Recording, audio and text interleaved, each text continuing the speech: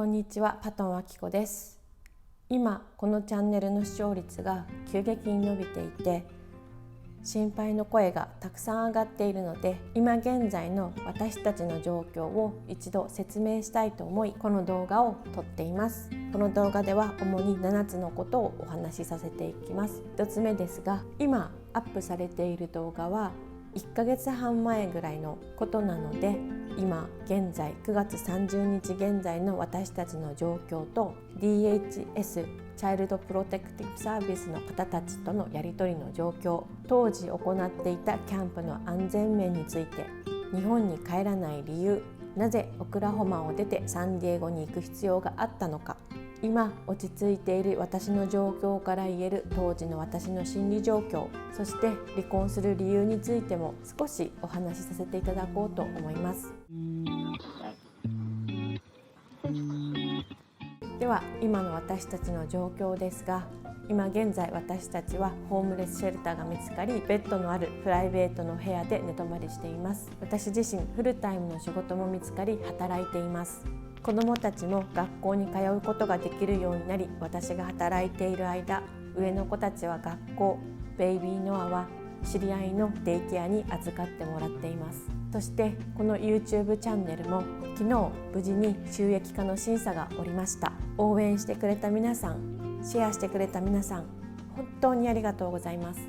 そしてGoFundMe、アメリカのクラウドファンディングサービスで支援したいとの声がたくさん上がっていますが、先ほど説明した私の状況から今は気持ちだけでもありがたく受け取らせていただこうと思っています。現在こちらのホームレスシェルターから移るための住まいの探している状況なので、無事に自分たちの住まいが確保できたら、落ち着いた時点でオンラインヨガの方も再開しようと思っていますので、もし興味のある方はそちらのクラスに参加していただけるととても嬉しいです。次にDHS チャイルドプロテクティブサービスの方とのやり取りですが、サンディエゴからオクラホマに帰ると決めた時点からケースワーカーさんと連絡を常に取っていて、 DHS の方も私たちがキャンプ場でキャンプをしていることを把握していました。 DHS の方、ソーシャルワーカーさんが私についている中でホームレスシェルターを一緒に探していました。ですが当時はどこもシェルターは満室で空きがなかったため、空きが見つかるまでホテル泊やキャンプ泊をしていました。もう一度言いますが、 DHS はそのことを把握していました。そして元夫のことは弁護士さんがついてくれています。当時のキャンプの安全面についてですが、オクラホマでのキャンプは公共のキャンプ場で、他に周りにキャンプをしている人たちがいる中での2日間のキャンプだったので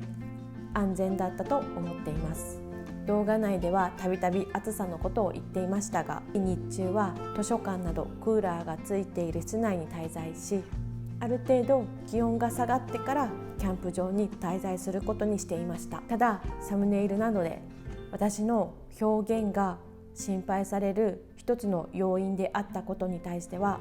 謝罪をしたいと思います。日本に帰らない理由について、アメリカと日本ではハーグ条約というものがあり、子どもたちがアメリカ人である以上、父親の承諾なしでは子どもたちをアメリカ国内から連れ出すことはできません。次にオクラホマを出てサンディエゴに行く必要があったことに関して、当時限られた貯金の中、オクラホマでただ滞在するだけにお金を使うよりも、遠いけど子どもたちがよく知っている知人のところに一旦行く方が環境的にいいのではないかと思い、サンディエゴまで行きました。当時は私も子どもも不安定な状況だったので、とりあえず子どもたちが慣れている環境で、私も子どもたちも安心して子どもたちを見てくれる人がいる環境があること、私と子どもたちにとってとても大事でした。そうすることによって安心して自分一人で頭の整理ができて、これからどうやって自立していこうか考える環境を作ることができると思いました。子どもたちが安心できる環境、そして私が母国語の日本語で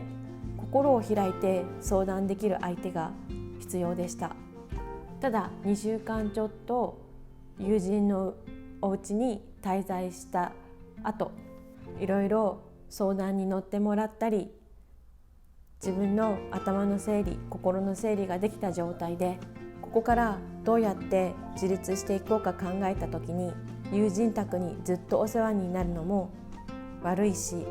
物価や環境を考えると、子どもたちの父親や父親側の家族親戚がオクラホマにいること、週末の土日は父親が子どもたちを見ると言っていること、そして親権や離婚の手続きをスムーズに済ますためにも、まずは一度オクラホマに戻って生活を立て直すことが一番良い選択だと思ってオクラホマに帰ってきました。その際、私の両親もできる限りの支援はしてくれました。今落ち着いている状況から言える当時の私の心理状況について説明すると、エピソード1、2、最初のエピソードあたりでは、当時は普通に家族で暮らしている中で急に家を出ていくように言われ、寝耳に水の状態で頭が混乱していて、話している内容も少し混乱していたように思います。エピソードの最初の方ではまだ結婚指輪もつけていましたが、もう外すことを忘れていたぐらいでした。当時は元夫をかばうような発言をしていましたが、夫や夫のお母さんに今回の件は全て私が悪い、全ての責任は私だけにあると言われていたので、私にも非があると思い込んでいました。親権を取られるのが本当に怖かったんです。アメリカは日本のように母親が簡単に親権を取ることができるわけではなく、経済状況や住居状況なども親権に値する大きな要因になってきます。一度子供が父親に引き取られると、私の元に戻すのがとても難しいです。元夫には全ては私のせいなのに、私が子供を連れていくことプラスチャイルドサポートまで払わなければならないことはフェアではないと言われ、チャイルドサポートを払うぐらいなら子どもたちは自分が連れていくと言われ、とても不安になった私は、お願いだからどうか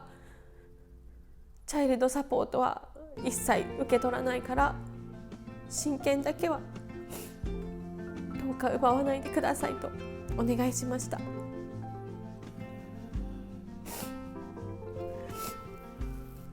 自分が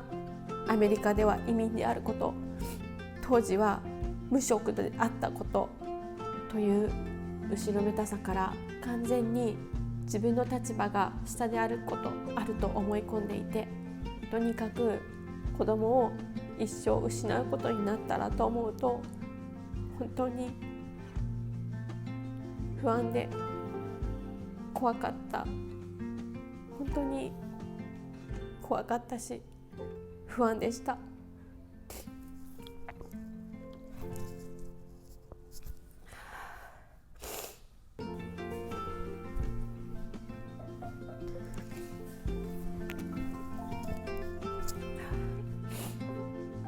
離婚することになった理由をこちらで話していなかったのですが、プライベートなこともあるのでざっくり話すと、当時一緒に暮らしていた夫の連れ子が私と一緒に暮らすことに対してハッピーではなかったこと、夫や夫のお母さんはその子の望むことを選択したことが一番の大きな原因になります。以上になります。このチャンネルでは今後もここまでに至る当時の様子をアップしていくので、よかったら引き続きご視聴してもらえると嬉しいです。では今日はご視聴ありがとうございました。いいね、チャンネル登録、ベルボタン、コメントもらえたらとても嬉しいです。ではまた次の動画でお会いしましょう。たね。